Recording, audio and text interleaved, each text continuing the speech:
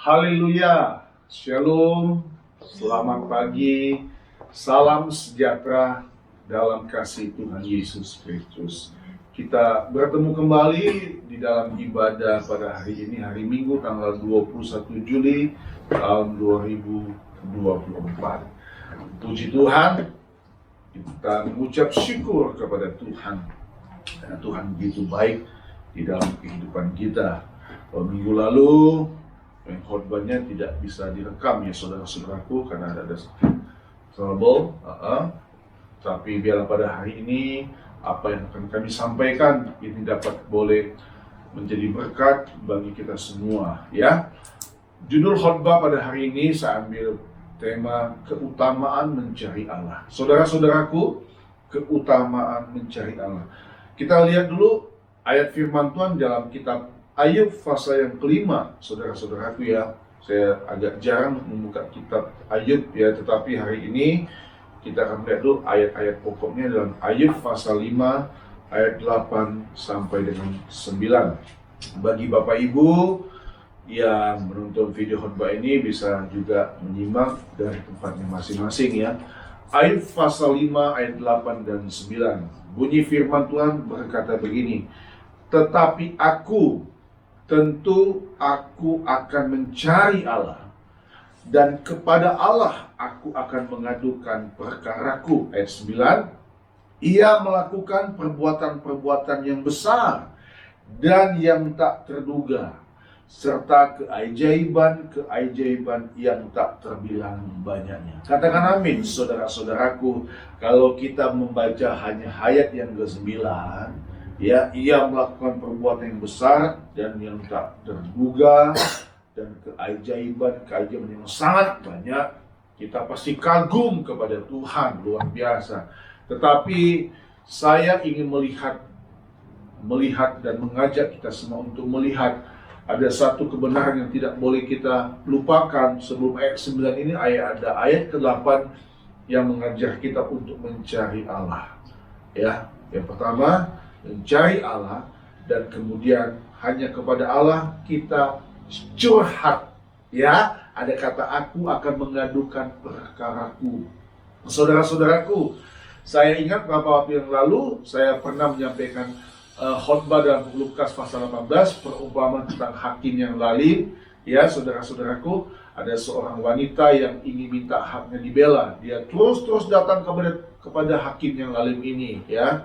Ya, ini gambaran kita yang mau datang terus kepada Tuhan ya, yang tidak boleh bosan, yang tidak boleh putus asa. Amin. Saudara, puji Tuhan.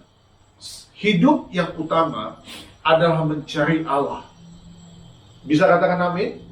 Ini prinsip hidup orang Kristen, saudara-saudaraku ya. Hidup yang utama itu adalah mencari Allah. Ya.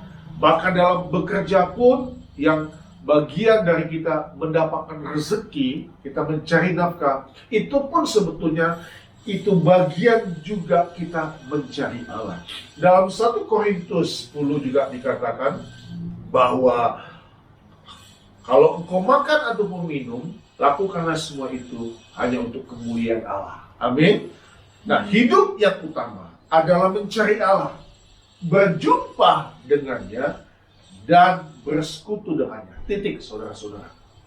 Ya, mencari Allah, berjumpa dengannya, dan bersekutu dengannya. Jadi tidak sekonyong-konyong ya saudara-saudaraku. Kita bisa mengalami perbuatan yang besar yang tak terduga dari Allah kalau tidak diawali dengan kita mencari Allah. Memang Tuhan melakukan mujizat kepada setiap orang-orang yang serindu kepada Dia. Ya. Bahkan satu ayat kalau tidak saya lupa di Kisah Rasul atau di 1 Petrus katakannya bahwa orang yang berseru kepada Dia, ya, dia akan diselamatkan. Ya, ada firman Tuhan berkata begitu. Nah, saudara-saudaraku, Allah adalah pribadi yang sangat ingin dekat dengan ciptaannya sendiri. Dalam konteks kekristenan, kita menyebut Allah kita sebagai sebutan Bapa. Nah, saudara, Bapa rindu kepada anak-anaknya yang adalah saya dan saudara. Haleluya, saudara-saudaraku. Kalau kita lihat ya, suka ada di YouTube gitu ya, bagaimana anak-anak yang menanti kedatangan orang tuanya, ya, sampai larut malam, ayahnya atau papanya, orang tuanya pulang dari bekerja, anaknya menunggu di depan rumah, di dalam rumah, dan waktu orang tuanya, dalam hal ini bapak rumah tangga pulang, anaknya sangat menyambut kedatangannya, saudara-saudaraku. Saya ada nonton begitu ya, bahkan diambil minum oleh anaknya, dan ayahnya ini memeluk anaknya. Saudara-saudaraku, Allah ada pribadi yang sangat-sangat ingin dekat dengan ciptaannya sendiri. Amin. Amin. Bagi kita orang tua, pasti kita rindu, saudara-saudaraku. Ya, kita rindu dengan anak-anak kita. Ironis ya, saudara-saudaraku. Tragis, ada beberapa waktu lalu viral ya, sangat viral, ada sepasang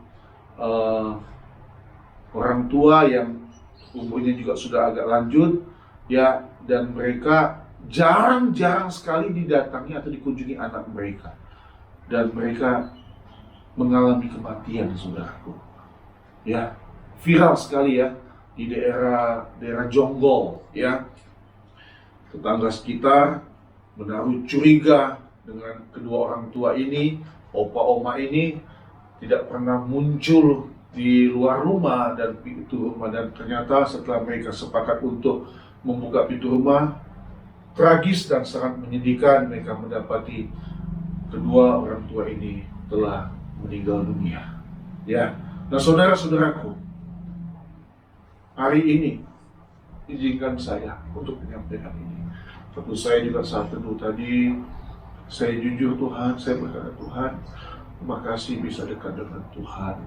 Saya menangis, saudara-saudara, karena saya sadar ya bahwa Dialah kebutuhan hidup kita yang paling utama. Amin. Kalau kita bisa sedih, kita kehilangan orang tua, saudara-saudaraku. Seperti tahun lalu, ibu mertua saya dipanggil Tuhan. Kita sedih, kami pulang ke Manado. Ya, sebenarnya kesedihan juga harus ada di hidup kita waktu kita tidak mencari Tuhan.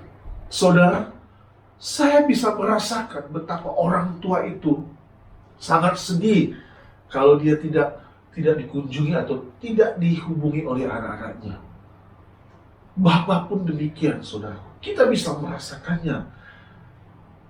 Dia pribadi yang sangat ingin dekat dengan ciptaannya. Bapak rindu akan anak-anaknya, saudara-saudaraku. Sejak masih anak-anak sampai dewasa, bahkan sampai kita tua dan lanjut umur. Keutamaan hidup orang percaya adalah kita harus mencari Allah, mencari kerajaan Allah dan kebenarannya. Matius 6 ayat 33 mengatakan begini, saudara-saudara. Walaupun ayat ini mungkin saudara hafal di luar kepala, ayat yang sangat populer, tetapi mari kita membuka kembali Alkitab kita untuk melihat kebenaran ini. Dalam Matius 6 ayat 33 dikatakan begini, tetapi carilah dahulu kerajaan Allah dan kebenarannya, maka semuanya itu akan ditambahkan kepadamu. Selalu kita akan melihat ekor di belakangnya, saudara-saudaraku. Ada apa? Jadi motivasi kita ini harus penting, sama seperti kayak Ayub tadi, ya kan? Karena kita tahu Allah akan menambahkan segala sesuatu, maka ini yang kita kejar, kita cari Tuhan karena ini. Tidak boleh, saudara-saudaraku, ya, iman kita tuh harus yakin dan percaya. Ini akan mengikuti kita, amin. Bahkan di Amsalkum bilang, saudaraku, berkat Tuhan akan mengejar kita, kok betul tidak? Susah payahmu tidak akan menambahi. Kenapa ya? Orang banyak cari Tuhan, cari gereja, karena supaya dia ditambahkan, dapat bonus. Sama kayak Ayub ini, supaya Tuhan melakukan perbuatan-perbuatan besar dan yang terduga. Saudara, tanpa kita mencari Tuhan pun, ya, Dia mampu untuk melakukan hal yang luar biasa. Amin. Tapi bukan itu intinya. Poin pentingnya itu bukan di situ, saudaraku. Poin pentingnya adalah bagaimana keutamaan hidup orang percaya adalah harus mencari Allah. Amin. Itulah sebabnya pada hari ini 3 hal saya sampaikan ini secara cepat, Bapak Ibu ya. Buat saya sekarang bukan soal panjang pendek atau lamanya saya berkhotbah, tapi bagaimana kita dapat menangkap pesan Tuhan ini dan membuat kita menjadi orang-orang Kristen pengikut Yesus yang militan, yang sungguh-sungguh, saudara-saudaraku. Ya, Jadi 3 hal hari ini kita akan merenungkan firman Tuhan. Yang pertama, saudaraku, saya ajak kita untuk melihat lagi ada bagian dari ayat-ayat firman Tuhan yang sangat terkenal populer. Kita hafal di luar ayat, di luar kepala ayat firman Tuhan dalam 1 Tesalonika 5 ayat 17 sampai dengan ayat 18. Ada 3 hal yang saya akan bagikan tentang orang yang mencari Allah. 1 Tesalonika 5 ayat 17 sampai 18. Begini bunyi firman Tuhan. Tetaplah berdoa, mengucap syukurlah dalam segala hal, sebab itulah yang dikehendaki Allah di dalam Kristus Yesus bagi kamu. Sebetulnya kalau saya kaitkan juga dengan ayat 16, memang tidak boleh terpisah. Tapi yang saya ingin menekannya ada bagaimana saudara-saudaraku, bahwa orang yang mencari Allah itu dia selalu berdoa. Tetap berdoa. Dia tetap ingin menyatu dengan Tuhan. Yang pertama saudaraku, orang yang mencari Allah, maka pasti hidupnya selalu mengucap syukur. Bisa katakan amin? Orang yang mencari Allah, maka pasti hidupnya selalu mengucap syukur. Ya, bahkan saudara boleh tambah juga, dia pasti ada sukacita. Seperti ayat 16 ini berkata, tetaplah berdoa saudara. Artinya, dalam kondisi keadaan apapun, situasi apapun, hubungan kita sama Tuhan, hubungan kita, kedekatan kita dengan Tuhan, itu tidak boleh diabaikan, dilalaikan. Ya, jadi kemudian saya tulis di sini, bahwa orang yang mencari Allah, ya, maka pasti hidupnya selalu mengucap syukur. Maaf, saudara. Saudara, orang gampang untuk mengucap syukur. Waktu dia dalam keadaan banyak uang, waktu dia dalam keadaan sehat, waktu dia tidak ada persoalan, terlalu gampang untuk mengucap syukur. Tapi waktu orang dalam kesulitan, waktu orang dalam keadaan genting, waktu orang dalam keadaan kepepet, ya, kritis dalam hidup dia, ucapan syukur selalu mengalir. Saudara, kita tidak ada di bagian 2 ini. Justru kita ada selalu tetap mengucap syukur. Dalam kondisi keadaan apapun kita ingin selalu mengucap syukur kepada Tuhan. Tiap hari saudara, bangun pagi jangan lupa katakan thanks God. Terima kasih Tuhan, Engkau pasti berikan nafas kehidupan bagi saya. Jadi, orang yang mencari Allah, maka pasti hidupnya selalu mengucap syukur. Saudara mungkin bisa juga membalikkan ayat ini. Poin yang pertama nih, orang yang hidupnya mengucap syukur, dia pasti mencari Allah. Ya, ini hal yang tidak bisa terpisahkan. Sama dengan ayat 17 dan 18 itu, tetaplah berdoa, mengucap syukurlah dalam segala hal. Itu yang dikehendaki Allah. Bapak Ibu, inilah bagian hidup kekristenan kita yang sangat penting. Ya, bahwa kalau kita mencari Allah, maka hidup kita selalu mengucap syukur. Yang kedua, saudara-saudaraku, 1 Korintus pasal yang ke-6. Mari kita membuka 1 Korintus pasal yang ke-6, ayat yang ke-17. Bunyi firman Tuhan berkata begini, saudara-saudaraku. Tetapi, siapa yang mengikatkan dirinya pada Tuhan, menjadi apa saudaraku? Menjadi satu roh dengan dia. Yang kedua saudara, orang yang mencari Allah bersedia mengikatkan dirinya dengan Tuhan. Amin. Dia ingin ikat dirinya dengan Tuhan, ikat seluruh hidupnya dengan Tuhan. Dia tidak mau dirinya terikat dengan dunia ini. Karena dia sadar, karena orang yang mencari Allah ini sadar, dibukakan pemikirannya. Saudara, praktekkan ini saudara-saudaraku. Saya hanya menyampaikan firman Tuhan, tapi pada akhirnya Bapak Ibu yang harus praktekkan sendiri dalam hidup kita. Saya pun mempraktekkan ini saudara-saudaraku. Ya, bahwa orang yang mencari Allah itu bersedia mengikatkan dirinya dengan Tuhan. Tidak gampang saudara-saudaraku. Ya, siapa yang sering memberontak? Kita, bukan Tuhan. Ya, ayo 30 menit, kalau bisa lebih bagus lagi. Setiap hari saudara-saudaraku, kita mau mencari Allah, mengikatkan diri kita dengan Tuhan. Alkitab mengatakan siapa yang mengikatkan dirinya pada Tuhan menjadi satu roh dengan Dia. Artinya kemanapun, apapun, itu dia ikutin. Sapu lidi itu saudara-saudaraku ya. Kalau lidi itu kalau disatukan, ya, itu seirama. Dia mau dipakai sapu, dia sama semua.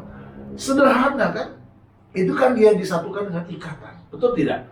Dia lidi-lidi itu, ya kan? Disatukan dengan ikatan yang sangat kuat. Jadi dia seirama waktu dia dipakai untuk menyapu halaman, membersihkan halaman, itu kan seirama semua. Sama seperti hidup saya dan saudara. Waktu kita mengikatkan diri kita dengan Tuhan, ya, kita tidak protes. Tuhan membawa hidup kita bagaimana, keadaan kita bagaimana. Karena tadi kuncinya yang pertama tadi juga, kita selalu mengucap syukur kepada Tuhan. Bapak Ibu, jangan takut untuk berdoa. Mulailah harimu dengan berdoa. Mulailah harimu dengan mencari Allah, kerajaan Allah dan kebenarannya. Amin. Bukan karena supaya kita diberkati Tuhan. Kita ini sudah diselamatkan oleh Tuhan. Maka adalah hal yang sangat penting. Kita harus mencari Tuhan. Haleluya, saudara-saudara.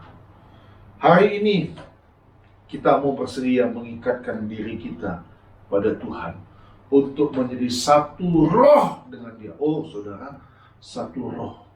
Jadi Allah itu roh adanya.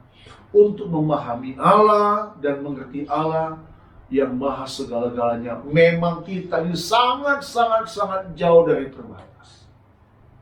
Tapi kita percaya setiap tindakan-tindakan yang akan kita lakukan, kalau itu berasal daripada Tuhan, maka Tuhan itu pasti akan membela kita. Amin. Tuhan tidak akan pernah mempermalukan kita, Bapak Ibu. Amin. Orang yang mencari Allah itu seperti, kalau saya mau tambahkan ya saudaraku, di belakangnya, karena dia bersedia mengikatkan dirinya dengan Tuhan, dia tidak akan dipermalukan. Kelihatannya dia kalah di awal, iya, tapi nanti pada akhirnya kemenangan milik orang yang percaya, yang mengikatkan dirinya kepada Tuhan. Jadi itu bincang-bincang kami juga bagi tadi saudara-saudaraku dengan Ibu Gembala ya. Apalagi dengan melihat keberadaan umur kita yang semakin hari bertambah, ya, kita sudah 50 tahun ke atas. Kita sudah mulai meninggalkan hal-hal yang tidak baik. Artinya begini saudara-saudara ya, kita tahu, kita sadar bahwa suatu hari nanti kita akan berakhir hidup ini. Kita ingin meninggalkan kesan yang baik di mata Tuhan, di hati Tuhan. Karena kita tidak mau meninggalkan hal yang tidak baik dalam dunia ini, saudara-saudaraku. Hindari perdebatan. Hindari perselisihan yang tidak penting, saudara-saudaraku. Ya, bukan soal banyak sedikit teman, tapi bagaimana waktu kita berteman itu ada satu interaksi iman yang kuat yang kita bisa rasakan. Dan kita bisa tahu, saudara-saudaraku, kalau kita adalah orang yang rajin untuk mencari Allah, roh kita kan jadi peka. Kenapa? Karena kita kan sudah satu roh dengan Dia, satu roh. Jadi kita tahu, ya, bahkan Tuhan pun juga bisa mengukur nilai hati kita. Padahal Dia pasti tahu. Kamu tidak boleh ngomong seperti begini. Mulut kita ini pasti dijaga, saudaraku. Ya, kita tidak mau ngomong-ngomong yang sesuatu yang tidak baik, ya, yang bisa melukai perasaan hati orang lain, terlebih hati Tuhan. Oke, lanjut yang ketiga, yang terakhir, saudara-saudaraku. Nah, ini berkaitan dengan kehidupan kita, tujuan pelayanan kita, dan ini selalu diingatkan, dan ini juga harus tidak boleh kita abaikan, saudara-saudara. Ini tujuan hidup kita menjadi hamba Tuhan. Tadi kaitannya juga apa? Betapa senangnya di hamba Tuhan. Nah ini, Matius 28 ayat 19. Ya, Matius 28 ayat 19. Ya, kita mungkin pernah ikut perjamuan kudus dan dapat ayat firman Tuhan ini ya. Matius 28 ayat yang ke-19. Nah, saudara-saudaraku ya, saya suka kasih tips cara membuka Alkitab. Kalau kita hafal Matius itu sampai ayat 28 pasal, ya buka aja di Injil Markus. Pertama, tinggal buka sebelahnya supaya cepat dapatnya ya.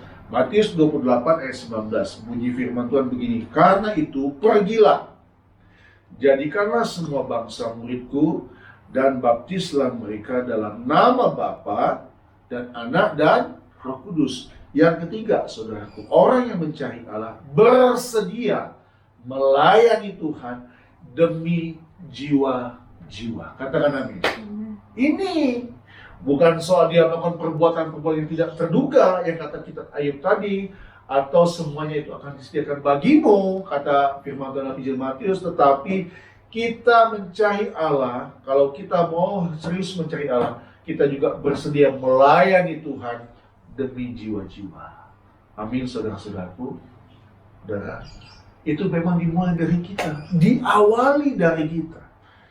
Kita ini harus benar-benar yakin, bukan sekedar yakin, hidup di dalam kebenaran. Baru kita bisa menghidupi orang lain, dalam tanda kutip ya. Baru kita menjadi berkat bagi orang lain. Kita ini harus suci dahulu. Kita ngajar orang. Kalau hidup kita sendiri belum beres, itu akan jadi batu sandungan bagi orang lain. Dan itu tentu tidak baik. Ya, kurang elok untuk melihatnya. Dan itu dimulai dari kita sebagai hamba-hamba Tuhan. Kita hafal ayat firman Tuhan ini, bagian dari amanat agung Tuhan Yesus. Dan sebelum kita pergi, ya, kita menjadikan dulu diri kita seperti Kristus. Baru setelah itu kita pergi menjadikan sebuah bangsa pengikut Yesus. Membaptis orang gampang, saudara-saudaraku. Teknis membaptis orang itu gampang.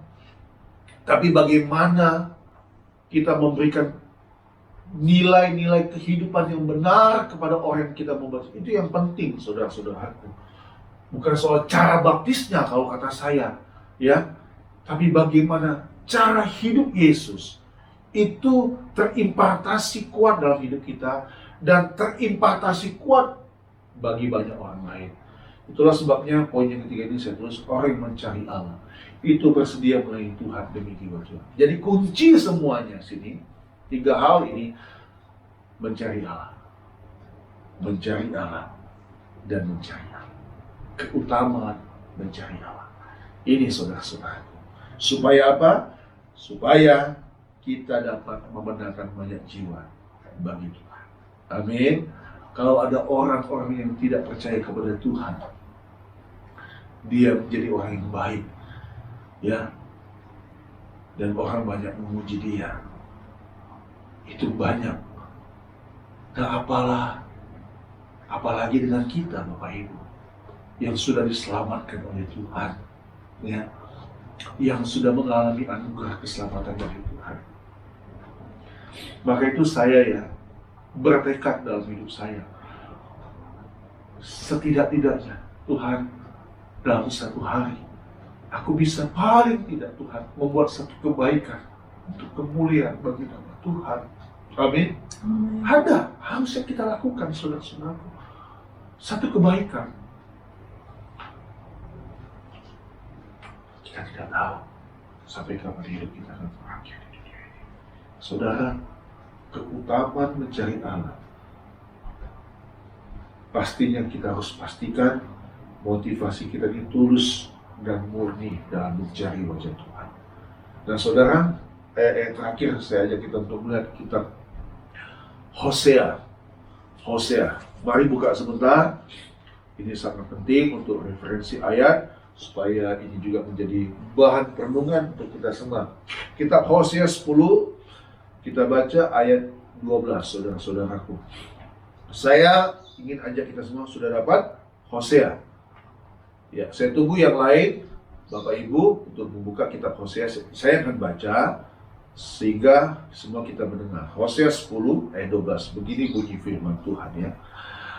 Menaburlah bagimu. Oke, saya tunggu. Hosea pasal 10. Hosea 10 ayat 12. Saudara, kita ini banyak panduan kita ini firman Tuhan. Panduan yang paling hakiki. Hosea 10 ayat 12. Menaburlah bagimu sesuai dengan apa? Keadilan. Menuailah menurut kasih setia. Nah, perhatikan. Bukalah bagimu tanah baru, sebab sudah waktunya untuk apa, saudaraku? Untuk mencari Tuhan. Sampai ia datang dan menghujani kamu dengan keadilan. Nah, coba saudara amati ayat firman Tuhan ini ya. Amati baik-baik ya. Di bagian yang pertama ada kata kita harus menabur sesuai dengan keadilan. Kemudian ditutup dengan kata sampai ia datang dan menghujani kamu dengan keadilan. Artinya begini saudara-saudaraku ya. Kita melakukan segala sesuatu itu instruksinya itu dari Tuhan, ya. Polanya itu dari Tuhan, kehendaknya dari Tuhan, ya.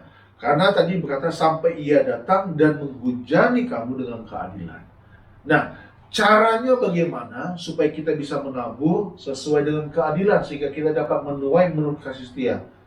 Sudah waktunya bagi kita, caranya adalah mencari Tuhan. Saya tulis di Alkitab saya itu mutlak. Bapak Ibu, bukalah bagimu tanah baru, sebab sudah waktunya untuk mencari Tuhan. Kalau saya boleh tafsirkan ayat firman Tuhan ini, ya, hati kita selalu terbuka untuk kebenaran firman Tuhan. Amin. Hati kita, perumpamaan tentang menabur. Firman Tuhan itu bisa tumbuh di tanah yang subur atau tanah yang berduri atau yang berbatu, saudaraku. Saya mau tanya. Tanah yang subur. Nah, ayat firman Tuhan dalam Hosea ini katakan, bukalah bagimu tanah baru. Bagaimana bisa menuai? Pasti diawali dengan menabur. Untuk mendapatkan hasil, itu tanahnya harus subur. Amin. Jadi hati kita ini sangat memegang peranan penting, saudara-saudaraku.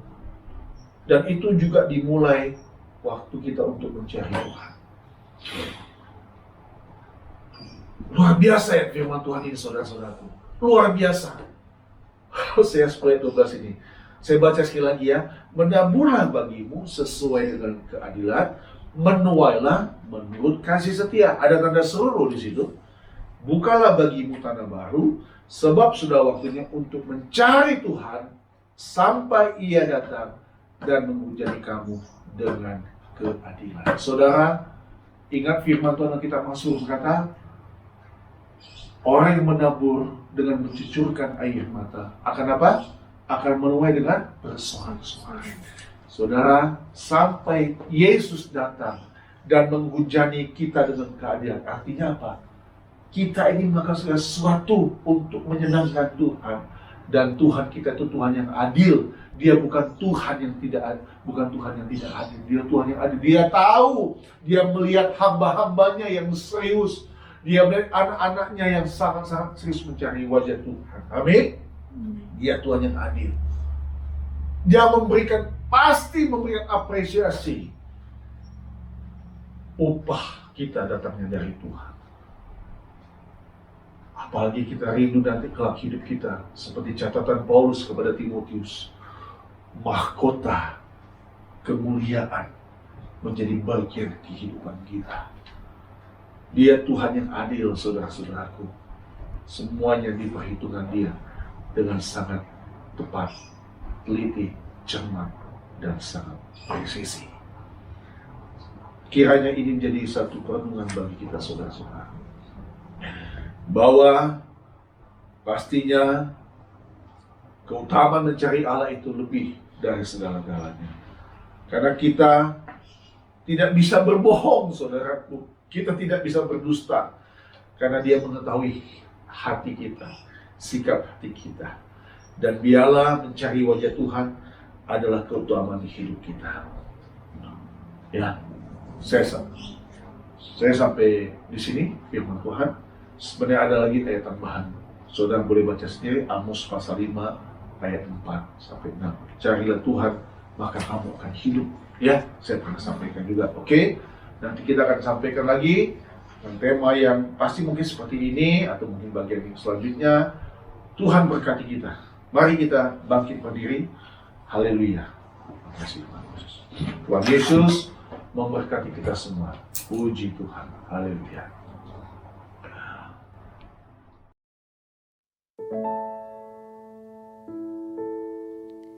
Ku mau cinta Yesus selamanya. Ku mau cinta Yesus selamanya. Meskipun badai silih berganti dalam hidupku, ku tetap cinta Yesus selamanya. Ya Aba, Bapa, ini aku anakmu, layakkanlah seluruh hidupku. Ya Aba, Bapa, ini aku anakmu, pakailah sesuai dengan rencanamu.